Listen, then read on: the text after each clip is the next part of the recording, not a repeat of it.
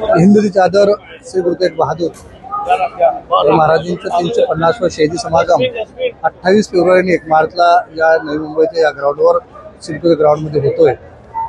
मला आपलं सांगायचं आहे की ज्यांनी देश धर्मासाठी आपली शहादत दिलेली असे श्री गुरु तेग बहादूरजींचं शहीदी समागम करून गुरु नानक नामलेवा संघ तो महाराष्ट्र शासन मिळून हा कार्यक्रम या ठिकाणी आयोजित करण्यात येतो, जो 300 वर्षानंतर पहिल्यांदाच गुरु नानक नामलेवा संगत ही एकत्र येऊन अशा महान गुरूंना नमन करते की ज्यांनी देश धर्मासाठी खूप मोठं कार्य केलेलं आहे आणि आपलं सर्वस्व परिवार या देश धर्मासाठी अर्पण केलेलं हे गुरु तेग बहादूरजी साहेबांचं परिवार आहे। यामध्ये स्वतः गुरु तेग बहादूर असतील, त्यांची धर्मपत्नी माता गुजरी कौर असेल, 4 साहेब त्यांचे नातू असतील आणि पुत्र गुरु गोविंदसिंगजी महाराज असतील।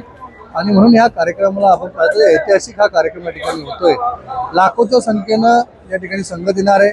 माझी गुरु नानक नामलेवा संघटनेला विनंती असेल की ज्यांनी यावं आणि गुरु तेग बहादूरजींना या ठिकाणी नमन करावं।